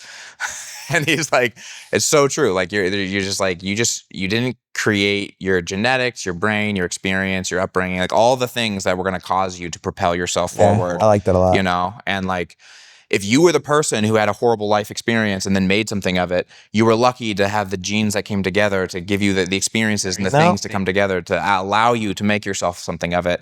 And It's also like another commencement speech, like the Steve Jobs one, where you don't see how the dots connect. oh no, This is the first. You didn't never No. see that? He's like, I'll send it to you. It's I think a Stanford commencement where he talks about his whole, like in school, how he learned like how his dad or stepdad or whatever, built like a cabinet, and he was obsessed with the entire like the back of the cabinet needs to be just as good as the front. And then how Steve Jobs took a typography class when typography wasn't, and how all of these dots connected to become what Apple is. And it's weird because like as I review my life right now, like I'm about to be 40 and like completely change chapters, and it's like, fuck, all the dots are connecting. Yeah. Like some of the people that are gonna, I'm raising like a deep tech startup, and like some of the people that I reached out to about this that were like, hey, I've known you for 2 decades. Whatever you're doing, I'm in. I don't even care about the idea. I met them when I was 22 playing poker. Yeah. And it's like, everything comes together in this beautiful way if you're just playing the game and you're out there. Yeah, definitely. I mean, like the serendipity of success is very, very real. Like, I do want to hear more about what you think about this edges idea. I don't think we got many of your thoughts. You mean like The difference of like where edges come from, or like the difference in or perspective? just perspectives and just like how it all feels like. I mean, I don't even know that it needs to be reconciled. Like I brought up the fact that every like hand is unique, right? Yeah. And I don't like, even if you put 2 great players in a room and they disagreed about a hand, Yeah. and in theory they both played the hand their own way or Yeah. whatever, there's like still a possibility because of who they are that both of them are going to be winning in that spot. Yeah. Playing it differently, right? Right. Yeah. Or there's a possibility that one of them plays that one better, but it also leads them to play other ones worse. And then the other guy plays that one worse, but it leads them to play other ones better. Yeah. And just their models coexist, and they just, but Yeah. like I don't know that it's necessary to break down like the edge circle. where all of it. Well, I think if the reconciliation is not so much an interest of mine as much as it is to point to this, I think there is this idea, and many people get caught up to in trying to improve, that like it's actually the opposite of it, that like my edge I should know where I'm making money and how. And there's something Sure. to that. There's Sure. there's something to like, where's your edge come from? But there's also something to give equal voice to the fact that like, hey, no one really knows like how Yeah. we make money in this game. Yeah, Like yeah. it is kind of mysterious. And if you did something and it feels really aligned and consistent with what you think making money in this game comes from, like stick to your guns about it. Like, you know what I mean? Yeah, Like, I mean, you've heard me prompt students before about where their edge comes from, because I think that being able to define your edge right. is valuable, but I'm not going to go do research to figure out if they're right. Yeah. Right? Like I'm not going to grill my students' history to figure out if the way that they believe that they're making money is real. Yeah. It's just like there are people who float through the game not thinking about why they're good. Yeah. And there's people who float through the game who expect money to just kind of fall in their direction if they follow all the rules that someone else has told them. Yeah. And it's like, well, that's not That's not what any great players do. Yeah, and it's useful though because when you start thinking about, like you said, like they float through the game without ever asking why you're good. Like why that matters is because it really matters where you should be pouring gasoline on the fire of your game. Yeah. And those things can be things that seem crazy to other people. Yeah. You know, like I started taking obviously like performance and like mental game really seriously at a certain point. Yeah. And you know, I think had I done it sooner and like given up on solvers sooner, it was leaning into where my natural inclination was, like my natural strengths and my natural ability to see the world. And to like what I'm good at is I'm good at understanding what it is people are going through, like what it is, the subtleties of someone's experience and like the subtleties of my own experience and like leaning into that. And once you know that you're good at that, You just like dump all the gas. It means following solver outputs is in conflict with your strengths. Yeah. It means that, you know, shutting down on impulses is in conflict with your strengths, right? And it also means that most of my weaknesses come from the same thing. And this is something I struggle to explain to people, which is like most of my weaknesses come from the same thing, which is that I'm very like, if I were to put what I am in a word, it's like I'm extremely adaptable. Like I'm extremely adaptable to situations. I will be very adaptable. I will be very like, very willing to go out on a limb and do something insane because of how I read what's going on in you. Similarly, I will be I'm too responsive. I'm too impulsive. Like impulsive, yeah. Yeah, like impulsive. Like I read you're uncomfortable and I go on the attack and you were uncomfortable, but you were never folding. Or I'm taking moves that are bounded by some of the math of the game that just can't be good. Like there's those spots where it's like I'm trying to adapt, but like even though I'm sensing you, okay, so like the perfect spot for me is like I think you're over bluffing in a spot, but all your hands have infinite equity against me, and I don't have that good of a bluff catcher. Yeah. You go back at a certain point in my career, I was always calling with these hands. Like I was just, you're weak, you have too many bluffs, and it's like you're right. But they also just win against you, and you don't even know how to account like this. You know, when they miss, like you need to like they're just going to check back river. Like you're just going to be getting to show that like you're never making any more money. Like this bounded. It's bounded by this. I think there was a spot. I can't remember if this was you that I was talking to the idea about, but like players who are too good at identifying ranges or like identifying, you know, opportunities in their opponents, they take every single, actually I remember who it was now, but it wasn't you. They take every single like spot where that presents itself as a chance to prove themselves as a player. Yeah. Rather than like thinking critically about whether or not they could actually win money in this hand. Yeah, and we talked just about like, this with oh, Steve recently. I know that your range is weak here. Yeah. So I deserve to win this pot. Yep. Right? That's like an easy trap to fall into. Or like, I know that you're capped here, therefore I should be able to win this. And with this, there becomes a subtle shift, I think, in your perspective of like not like I need to stamp out all my weaknesses, but it's recognizing that like, okay, my strength is adaptability. I can adapt so much better when I understand theory. Yeah. Right? Like I'm actually enhancing my strength by understanding this. I'm study. I'm starting to understand the limitations of where I might try to exploit this thing where it's not a move I can make. Yeah. And that's, I think, such an important, like clarifying your edge just because it helps you understand, okay, where are my strengths? Well, your strengths are also probably the things your weaknesses are in. And the things that are like this, the way I view it is like you have a quality. It's less of like you have a strength and a weakness. It's like you have a quality. Yeah, you know, you talk about like fire. Like fire's hot. It can burn things. It can keep things warm. It's a quality to it. And the things that help that quality are some of these other qualities that you might be ignoring. So like I'm really adaptable and I'm really not structured. And so like I can be really erratic and that makes me adapt really well.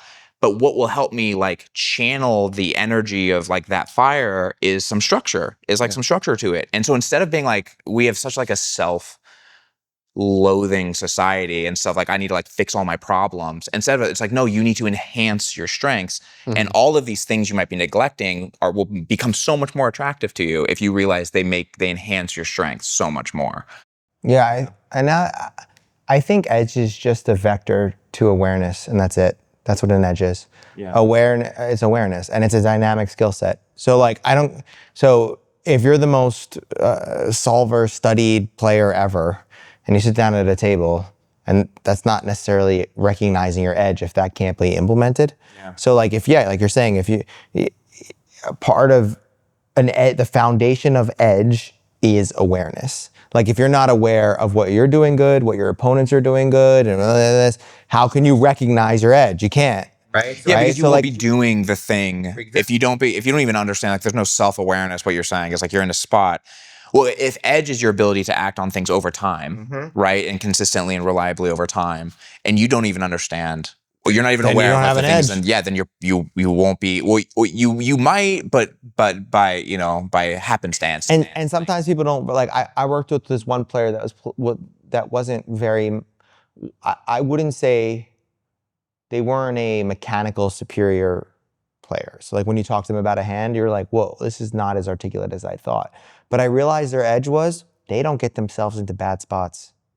They play really big games, but they're really good at not getting themselves into bad spots. And they're really good at sort of game access and adding value to people. And then all of that comes together in this unique thing where it's like, oh, that's how you're making so much money. Yeah, but Right? and it takes the thing is though that but with everything like that though, you could point to, you take that to one player, and someone who doesn't get themselves in bad spots is also someone who probably avoids uncomfortable spots that are super Yep. profitable, right? But that's the whole thing. That's the whole fight, is that you have an edge that works for your game, but whatever you're doing that works for your game, there's a whole other world of things. And that's what we see when players break their games. So they're like, oh, there's this whole other edge, and then they Well, there's that, and I think a more common thing is what happens is people do things that cost themselves money, that is their strength, but they do things that cost themselves money in some spots, and then they have so much judgment of those mistakes, they attack again the quality that gives them an edge, and then their whole edge goes away. Right? So it's like, for example, my impulsivity and my responsiveness and like adaptability are the same thing. But if I become so judgmental about my impulsive actions that I start attacking this really one thing that is this quality that based on context will do both of these things. And then people get so self-deprecating of these things, they're trying so hard to fix this leak that in the process they're bottling up the thing that made them good. And they're bottling up the thing that made them great at the game. And I see that so much where people are like, oh, I'm just too, I need to fix this thing. I need to fix this thing. And in the process, they stop trusting themselves. They start like feeling like like I make all these mistakes. It's what happens when people seek out a coach for the first time, or like when they start studying in a new way for the first time or whatever, right? Yeah. It's like, oh, I've got this problem. I'm trying to fix it by adding this new thing. Yeah. And then that new thing, like without them realizing it, Right. is going to replace everything that they had before. Not add on. Like it's hard to make it add on to what you had before. Yeah. our most successful course, it's actually more successful than Beyond Tells by the numbers, is Cash Game Fix, and the whole premise is you don't need to learn more. Like you need to learn less, rebuild the foundation, and that's what you need to fix. Like we can't teach you, and it's like, street by street, concept by concept. And you'd be surprised, man. Like one of the most fascinating assignments I think as a coach is like, we had this assessment, Steve who's here, we made it. It was like 5. Buscemi? What? Steve Buscemi's here? Yeah, sorry. It was 5 hands, and then they would just go through it, and they would articulate their process. You kind of saw the problem with everybody's game in the process. It was kind of like this. If anybody ever put a percentage, they were terrible. So if it was like, I have 28.3%, like, calculating odds kind of, I'm like, you're terrible. If anybody ever had too long of an articulation, it's like, because that's what's cool with the live classes. I would get people that would send in an assessment, and I'm like, fuck, this guy's pretty good. And then I'd watch them play, and I'd be like, what the fuck? And that's a difference between, off table and on table. And then you talk Like to how them. many hours did they take How to many write times that? did they study? How long did they write that? How they want to come across as perfect. They want to show me that they're good as a coach. Like, I'm like, I don't care. Like, I'm like, dude, you shouldn't take this class. You're better than me. And then I see them play, and I'm like, like it's a wild I world. told you can leave. Don't. Yeah. But to your point, like the thing is, it only replaces, because you were saying like they start doing a new thing and then it replaces it. Yeah. It only replaces it with when you don't know what your edge is. Like if you start doing, because like this is why like my method of study, because of my nature of being really like curious and really adaptable, is like I study my best when I come to study with a clear question. Like I come to study when I run something crazy, and I'm like, is that any good? Like, what are the constraints under which this will be good? Yeah. Then study's really effective for me. It works perfectly naturally. I'm not the guy. Well, you can like where I become the person who wants structure, like wants game planning, and the type that I kind of adapted your method of game planning when we started working together. Yeah. And where that becomes effective for me, and I remember this at the time, is when it clearly resonates with how, like, what my strength can't do for me and what I've been trying to get it to do for me. Mhm. So, but it's not like in it as like to defeat it or like to get rid of it or to like, because I'm so angry, but it's like, Yeah. But I'm just thinking that like people don't typically come to coaching because of their strengths being so good. Yeah. Right? Like they come to coaching because their weaknesses have failed them. Yeah. And they're in a bad spot. And Sometimes they're trying they to do fix though, and you have to that break bad them. spot. Well, Yeah. their You have strengths are to too break good. their ego. Yeah, like Yeah. I have had plenty of people that I'm like, do you want to explore your game and find out what's working, what's not working, or do you just want me to tell you that you're great? Because I think you're here because you want me to tell you that you're great. Yeah. And they're like, no, I didn't. But that's kind of what they want, right? Like they want, people are constantly looking for validation. And I think in life, but in poker, way so more. Because like the game can be so hard where you're doing everything and they want to be like, oh no, you did the right thing. You did the right thing and did the right thing, And I never tell them they did the right thing. I'm like, well, give me the context, give me this, give me this. It's, and I remember like doing that, like, 2+2, like having like an account and like posting a hand, and then like you see the comments and everybody's saying that like you did the right thing, and you're like, yes, okay, I know what I'm doing. And then you realize I lied in that entire post. And it was just so that I could look good on 2+2. That's not what I did at all. I 3-bet for no reason, it's, and I think it's hard. And I mean, But all this boils down to something that, like, one of the points that you had made that I think is worth, we got into a funny conversation in Austin before you were playing Doug Polk about what it means to be like winning right now. And me being like, that's not a thing. Like you either win right now, but you were talking, one of the things you said was like these two players played this hand and they're both profitable in it. Yeah. There's part of the thing to me is this like kind of delusion about it, like what it means to be profitable. Like both those players are going to play that hand and either win or lose that hand, but like there is something where it's like, because there's something about like the fact that like you're just, all the language we use in poker, I think, can confuse people so much around like playing the decision right. Because what you see in that whole description of how people will like, if this decision was good, like this objective thing, I just took this action and people tell me it was good. It doesn't matter. People, I think, somewhat feel like I can lie about what I was thinking because that feels less important than the fact that I did the thing. Like I did the thing that was good. And like, I think what I'm trying to like, hopefully trying to convince people of using you guys as proxies in this conversation is that like, no, like it matters more why you did the thing. Like way more, like way more, like why you did the thing and like what it was. Listen, check YouTube. Not to say that I had 2011, second video I ever posted. Why is the most important word in poker? There's a whole company and they took that idea. Solve for why. And solve for why. When they started the company, Soto texted me and was like, what do you think about the name Solve for Why? I was like, that's the fucking best name I've ever heard in my entire life. I was so fucking pissed when I read it. I was like, it was such a good name. Yeah. Because that's what you're doing in poker. Like you're coming up with reasons on why. Like it is, and you can lie to yourself and all that, but it's the foundation. Yeah. And also back to your point about language is the foundation of poker. Do you know I had somebody, this is why it's my spectrum of who I've coached. I had somebody in one of the Profitable Limit Hold'em class. I'm listening to them talk and I'm like, they said something, I kind of like ignored it. And I was like, okay, I think they just misheard. And they're like, no, like I 3-bet him in that spot. And I was like, oh, no, you didn't. And he said, yes, I did. And he got very defensive. And I was like, no, you didn't 3-bet. And he's like, I 3-bet. And I was like, what's a 3-bet? Yeah. And he goes, it's when you raise 3x. And I went, how long have you been doing this? How long have you been 3-betting? Like thinking that a 3-bet is this. And he's like, what do you mean, why? And I'm like, that's not what a 3-bet is. And he's like, what's a 3-bet? And I was like, oh shit. So like The third- everything the I'm third bet, saying, brother. like 3-bet. So like he's building a range chart of hands he's 3-betting, and he means these are the hands he's raising like it's a silly example, but that's fucking stuck with me. So like I am always like very, like when somebody says like I've done a lot of solver work, or like I'm always like, what does that mean to you? What is MDF? What is this? What does it mean to you? So just so we're on the same page. I was so with good at vernacular. multiplication tables. Yeah. Where's my solver? This is a solver, just a calculator. I mean, that was the insight that I had with Kevin. Like me and Kevin are on a call, and Kevin's like, doing his quick shit in the solver. Yeah, Kevin's like, he's very quick. And I'm like, whoa, Kevin's do you not remember? quick. I asked you to slow down. I was like, slow down. Like, why'd you do that? And it was something about node locking, and you're like showing me something.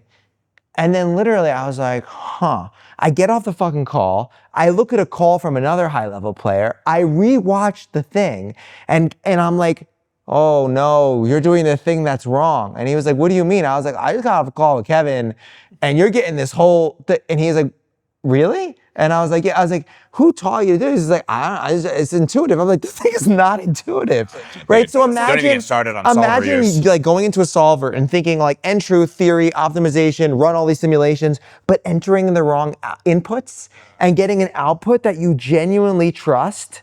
It's so common. That's a fucking problem. So that's why I know I'm like, Kevin, can you do this for me? I don't want to make a mistake. But years of my coaching, that was it. It was just teaching people how to use Yeah. programs. But you know what's crazy about that? And this goes like to the overarching point is people will do that and then they'll win.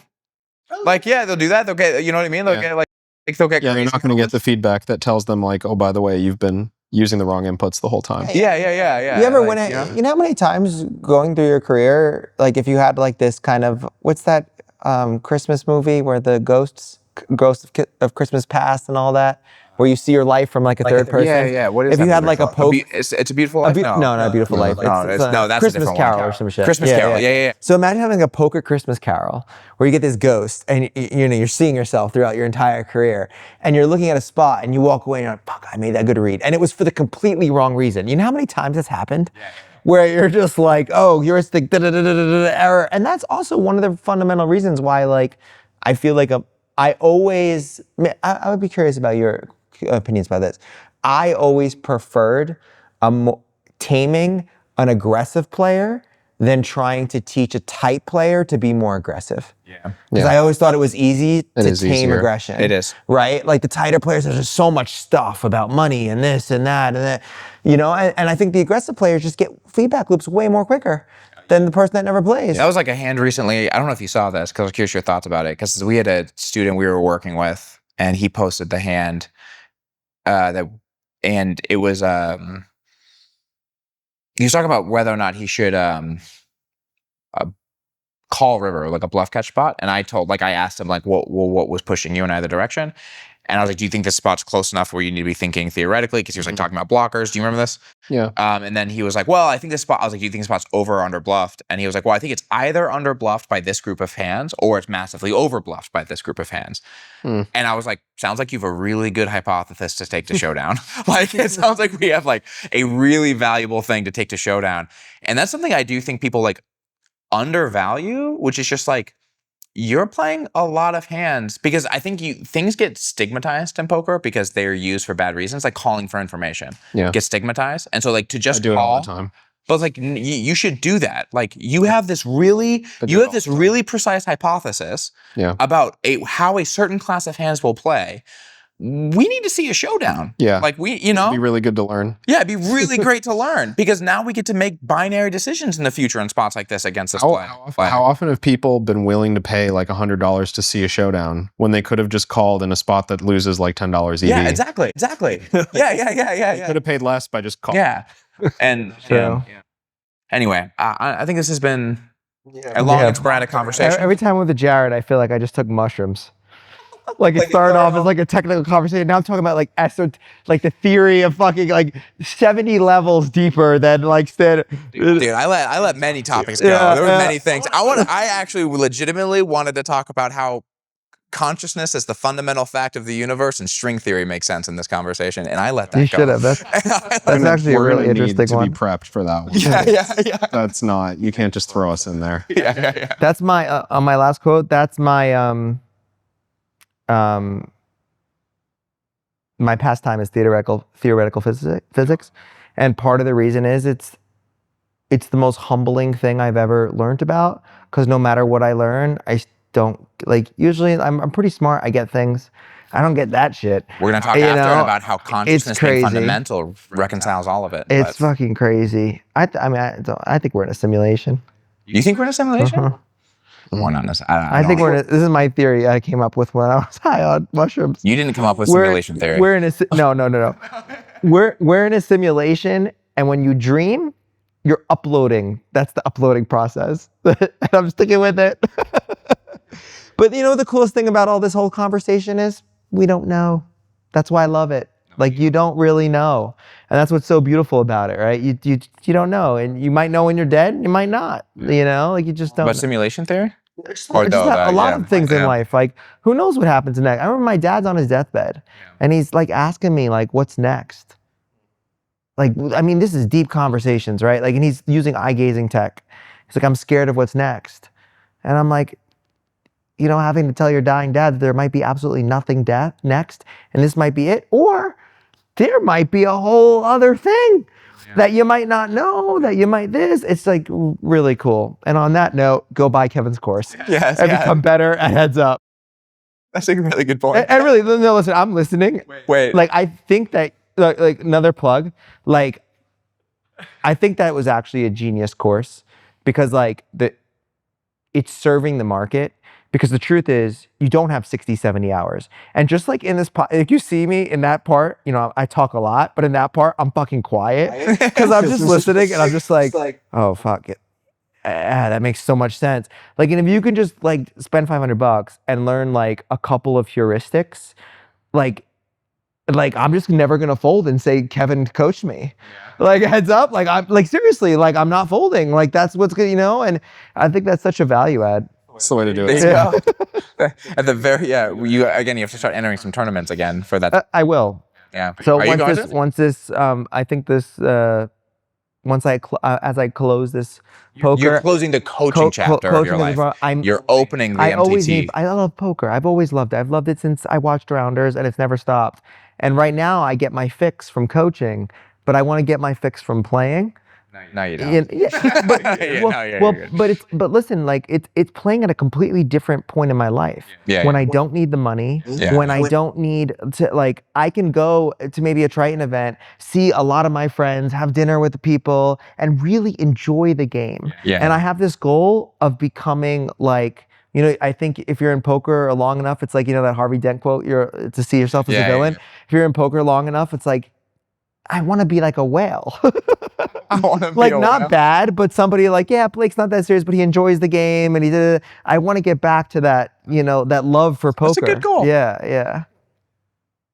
Anything else you guys would like to plug? It's great. Great. All right, Kevin, Blake, thank you guys so much for doing this. Thanks, Jared. The end.